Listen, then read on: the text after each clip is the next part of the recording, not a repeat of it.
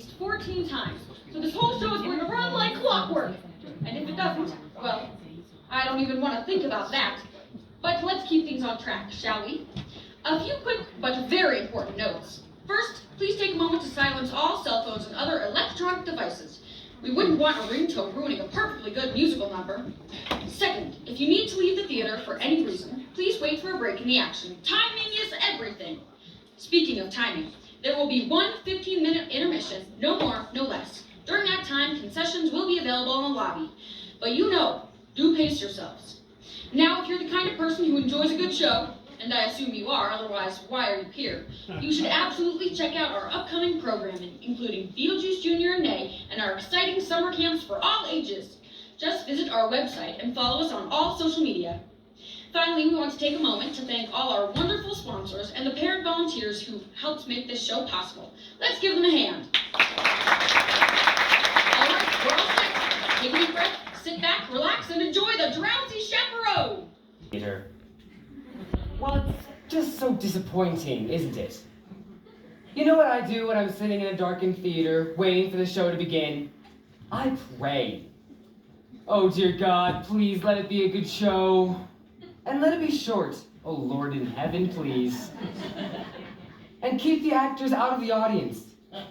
God, I did not pay good money just to have the fourth wall come crashing down around my ears. I just want a story. And a few good songs that will take me away. I just want to be entertained. Isn't that the point? Amen. There was a time when people sat in darkened theaters and thought to themselves, what do George and Ira got for me tonight? Or, can Cole Porter pull it off again? Now it's, Elton John, must we continue this charade? It used to be, sitting there in the dark, you knew that when the lights came up, you would be taken to a world full of color and music and glamour. And you thought to yourself, my God, when are they going to bring up the lights? Oh, how times have changed. Hello, how are we today? Good. I'm feeling a little blue myself. You know, a little anxious for no particular reason. A bit sad that I should feel anxious at this age. You know, a little bit of self-conscious anxiety resulting in non-specific sadness.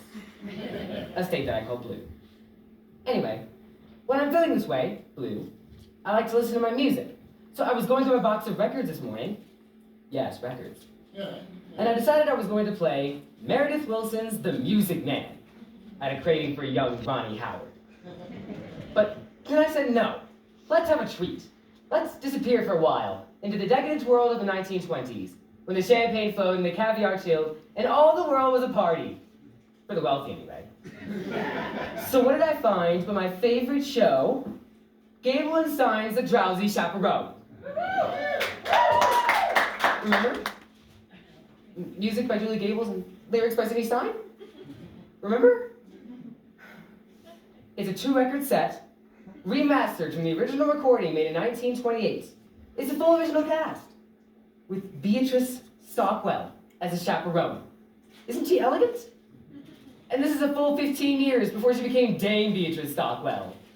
Let me read it to you what it says on the back. It says, mix-ups, mayhem, and a gay wedding. Of course, the phrase gay wedding has a different meaning now, but back then it just meant fun.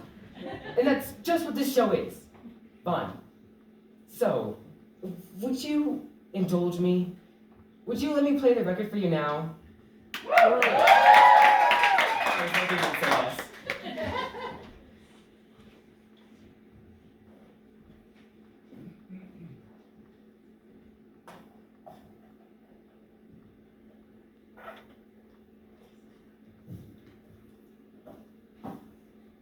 Do you hear that static?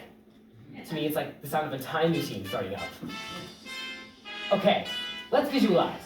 You've just arrived at the doors of the Morosco Theater in New York City. It's very cold. Remember when it used to be cold in November? Not anymore. November's the new August now. Oh no, it's global warming, we're all doomed! Whatever. It's very cold, and there's a heavy gray sleet falling from the sky, but you don't care, because you're about to see a Broadway show. Listen,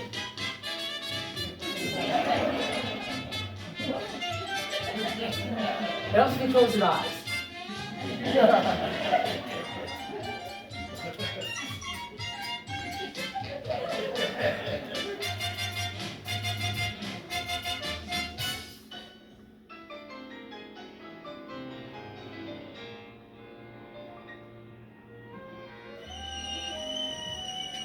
Overtures. They're so out of style now. I miss them. They're the show's way of welcoming you. Hello, the meal will be served shortly, but in the meantime, would you like an appetizer? That's just what an overture is. A musical appetizer. A proof platter of tunes, if you will. Ah, something new. Kind of rollicking. Maybe involving pirates? Oh, don't worry, there are no pirates.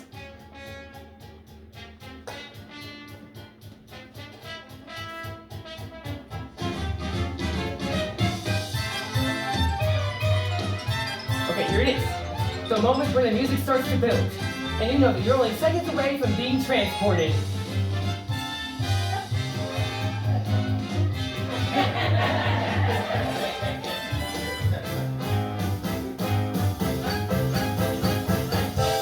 The curtain is going up. I can't wait!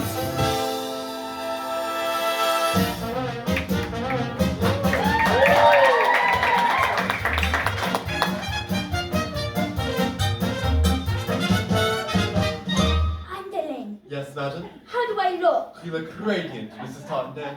Oh, I do love this dress so. It never goes out of style. It's a miracle, madam. And the guests will be arriving shortly. Yes, madam. And why are they coming? For the wedding, madam. Oh, a wedding. I love a wedding. I shall put on my fancy dress. You're wearing it, madam. Oh, silly me. I do love this dress so. It never goes out of style. When will the guests be arriving? They'll be here shortly, madam. Oh, I shall go put on my fancy dress. No, Mrs. Tottendale.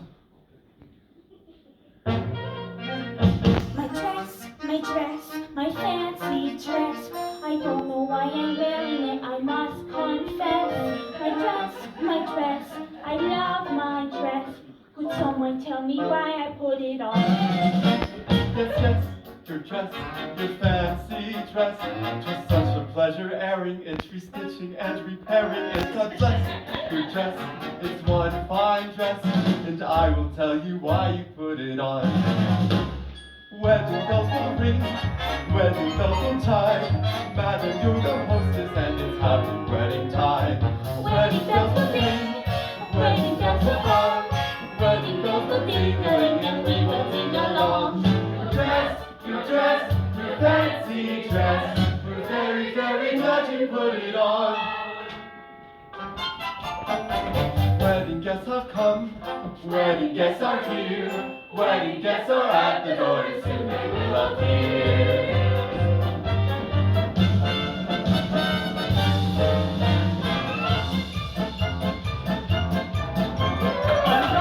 The bridegroom, I'm here to marry Janet, that star of belting's folly through my bubble.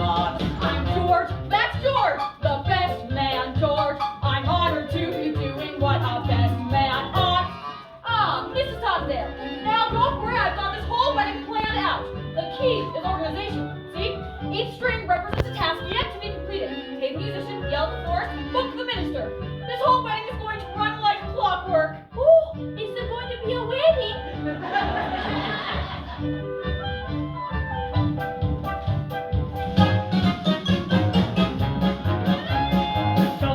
Producer, I lost my leading lady. I gotta stop this wedding or I might get shot. I'm kidding, just kidding. I can't understand that thing. I'll be a leading lady if I get my check. With pastry chef, with pastry chef. With pastry chef, no bakery. A bakery is what we got. Adolfo, my name it is Adolfo. I am the king of romance, so I kiss a lot. You are the king of romance, so you kiss a lot. Wedding bells will ring, wedding bells will chime, wedding bells will celebrate a happy wedding time. Someone hasn't come, someone isn't here. Where is Jenny Van de Graaff and when will she appear?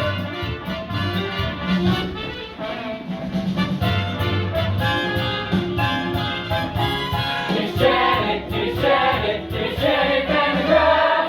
I'm Janet Van de Graaff, here to marry Robert Morton. Giving up a life of glamour to tie the knot. I'm the chaperone of Janet Lynn. Maid of honor, confident, and all that rot. Where's the bar? A wedding, hooray! Prohibition, madam. A wedding, how gay! It's like I brought my own. A wedding today. Champagne makes me drowsy. It's really happening, truly happening. Almost happening. What is happening? I'm Trix, the aviatrix, queen of the sky. I circle through the stratus in my mind apparatus.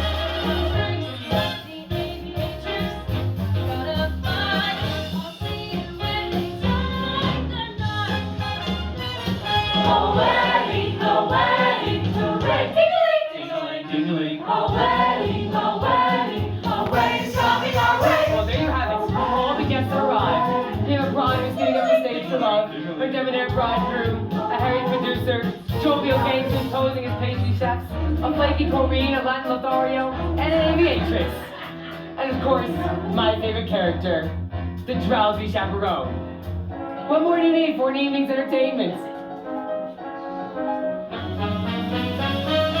Wedding bells will ring, wedding bells will chime, wedding bells will celebrate a happy wedding time. Wedding bells will ring, wedding bells will call, wedding bells will ring, and we will ding along.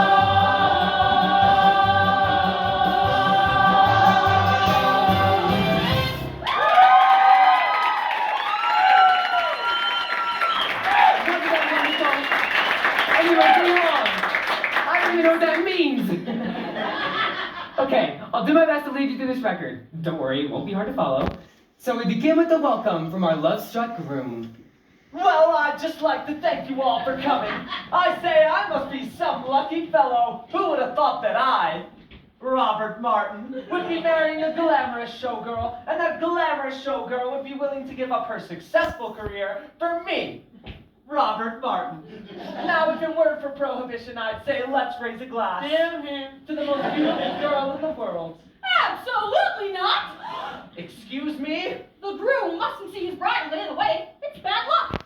I hope you heard that, because the entire plot. Well, basically. Hang on for the ride.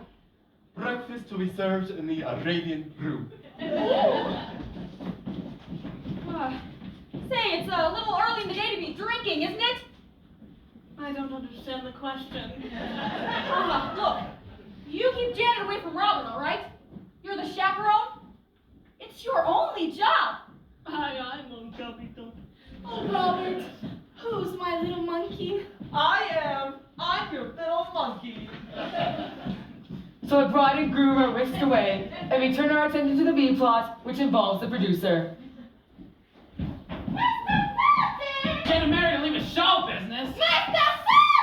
Doesn't she know I got obligations? Mr. Felton, I can be a leading lady. You said it yourself. I'm useless in the chorus. Kidding, for the last time. You don't got what it takes. But I've been taking lessons singing, acting, ballet. Ballet. Yeah, and I'm pretty good too. Last week, I auditioned for Swanee Lake. A little annotation. Felton and Kitty were actually a couple in real life. Jack and Sadie Adler. This is a familiar comic construct. A stupid woman and her long-suffering companion. Well, she appears stupid, but at the end of the show she does something so clever that it makes everybody else wonder whether it's all just an act. The irony here is that Sadie's actually very, very, very stupid. Jack had to explain all of the jokes to her, apparently. But still, she had a wonderful career on the stage At the time, theater was the only place where stupid people could earn a decent living. This was before television, after all. Kitty, I don't have time for this.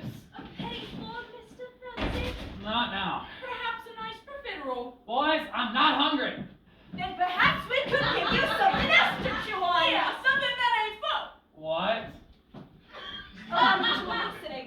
Although we stand here before you in the guise of innocent pastry chefs, we are also And primarily, employees of a certain individual A certain individual? a certain individual. who happens to be the largest single investor in Feltic's Follies. He has sent us here As pastry chef, to express his concern about Miss Vandegraff's impending nuptials. specifically, That if she gets married and leaves the show, then there ain't no show. Don't I know you? No, you don't. Have you spent any time in Toledo? Have you ever spent any time in a coma? No, but I got a cousin in Seattle. Kitty! Boys, tell your boss this wedding is never gonna happen. You have my word. Oh, we'll take your wood, all right. But to go back on that would be recipe for disaster. Now we hope we have made ourselves perfectly clear. One can only hope. You've just gotta be kidding me. A trifle much. Don't try. All right, drop the pastry chef routine. Alas, we ganache. We're on the lamb. Lamb's an entree, you macaron.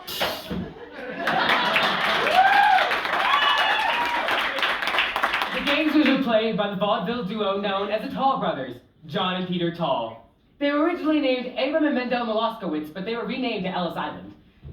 They were an early example of a typical Broadway gangster, full of wordplay and stylized movements, but not very intimidating. Unless you find dancers intimidating, which I do, but for reasons would not be appropriate to this situation. Well, we'll leave the matter in your hands, Mr. Feltic. In the meantime, feel free to browse the dessert carousel. Try the Toledo surprise. It's to die for.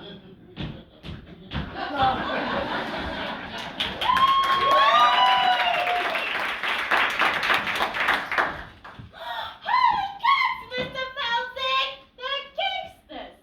Very perceptive. Now go pout your face. I gotta stop this wedding. But how? Oh Lord in heaven, how? How?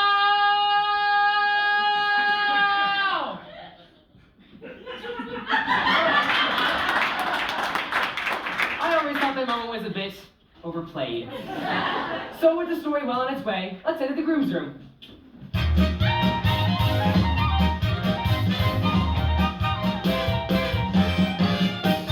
Hey there, handsome. Show me those pearly whites. The groom was played by a dashing Percy Hyman. He started out as the Albright toothpaste man. His famous smile adorned every tube. Albright was hugely popular in the early 20s because it contained cocaine. It's true. If you looked at the label, it was the fifth ingredient down, right after sugar. Anyway, it wasn't long before he became a huge matinee idol. Now don't worry, it's perfectly normal for a groom to be nervous on his wedding day. It is? Of course. I love Percy Hyman. Some people say he was a bad actor, but to those people I say, shut up. Hey there, Mr. Mirror Man, shaking and a-quaking, trembling like them fraidy cats do. Something big be bothering you. Cold feet, brother, you got cold feet. You can make them cold feet hot with a bit or with a young feet. Old feet can be uncontrolled feet. Really make them cold feet drop down the aisle. Cross the arches, they can burn the swing. Icy toes can die. Wedding marches played in ragtime swing make frigid souls come alive.